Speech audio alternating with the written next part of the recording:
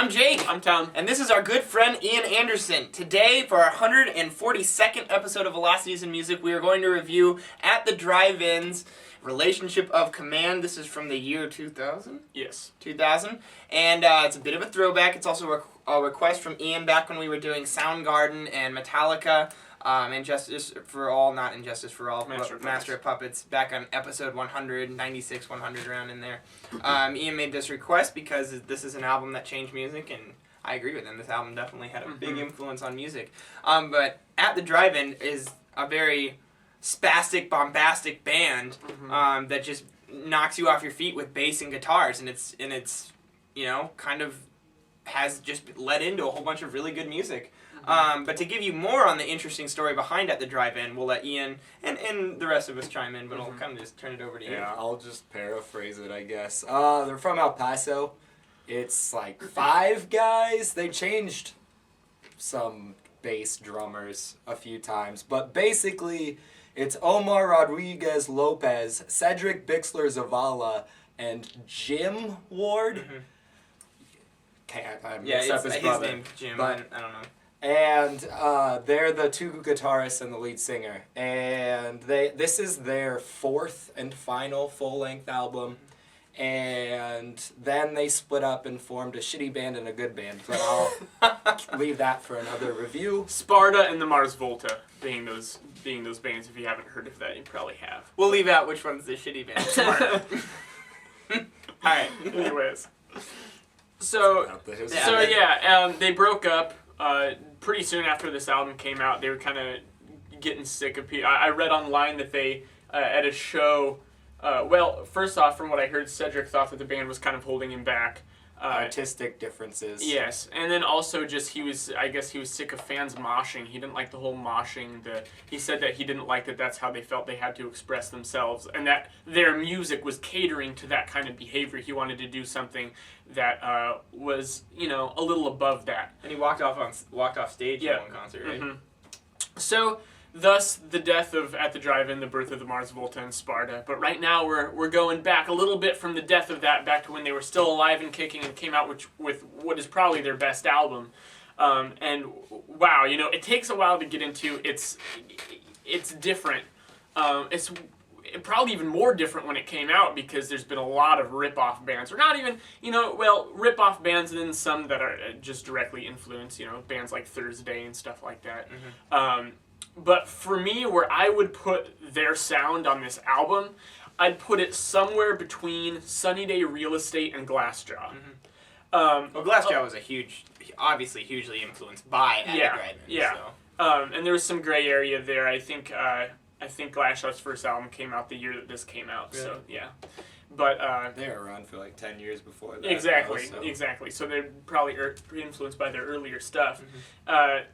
But yeah, definitely heavier than Sunny Day Real Estate, a lot more intricate instrumentals, but at the same time you get the same kind of attitude. But then again, I don't feel like these guys ever get as heavy as Glassjaw can, and quite as in your face, yet at the same time sometimes Cedric's just barking at you and there's just these crazy guitar licks going and just drums everywhere. But it's really cool how they can take it from chaos and 1 second later turn it into something tight and driving. That's what I really liked about this album.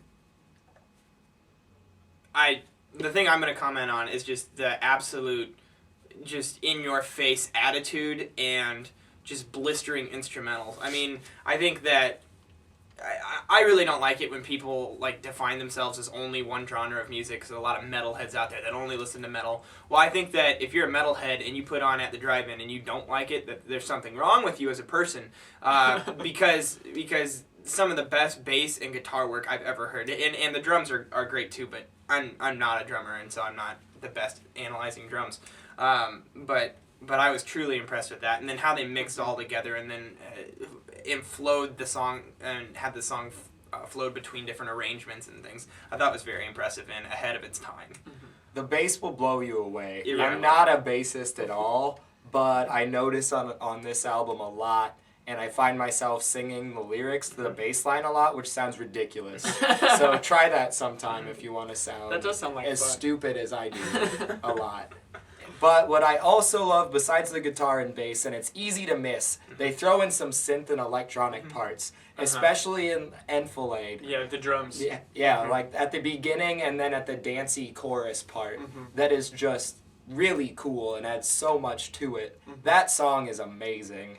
And I love how they can add, like, the song. I don't think the song, they're very varied. Quarantine has like a bluesy bass line at the beginning. Sure, usually the song will punch you in the face and rock out at some point, but I don't think any of them sound alike, and I can tell them apart very easily. And at the same time, though, it's easy to get sucked into thinking that at first. When you listen to, I mean, I'm sure it's probably been a long time since first listen for you. Yeah. But for a guy like me who'd never really delved into this album before, at first it sounded a bit like that. Because of just the complexity of the arrangements and the instrumentality, it's hard, when you hear something so complicated, it's easy to think it's all the same, but it's actually the opposite. The intricacies actually make more differences between the songs than they do similarities, yet if you're not training yourself to think of things like that, then it will just, all of a sudden your mind will be on overload because these guys are just kicking your ass. Yeah. So watch for that if you're going to listen to this album. Yep. It's definitely a grower by that means. Yes. There was an interview I read with one of them. I think it was the drummer whose name escapes me. Maybe Paul Hinojos, I think. Maybe he's the bass player. Right. Yeah. But they asked her his influences, and they basically said themselves and Iggy Pop. So you know what they did? They put him on 2 tracks on this album. He sings on Rolodex Propaganda, and he is the voice at the beginning of Enfilade on the phone. Oh, sweet.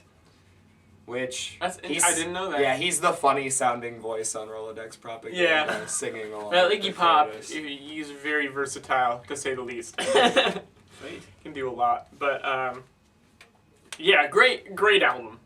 Definitely recommended by all of us. Is there anything else you guys want to say in particular? I've said what I think we've covered it for me. One thing, okay, I could go on for the whole time about this album and this band.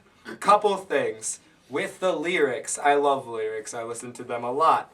And he talks about politics and social issues a lot, which usually pisses me the hell off. I'm talking to you, Zach De La Rocha. The way he does it just sounds like he's trying, I'm being deep and philosophical and political. But no, you're just talking about guns and bullets and people dying. Yeah. But in this one, like Invalid Litter Department is about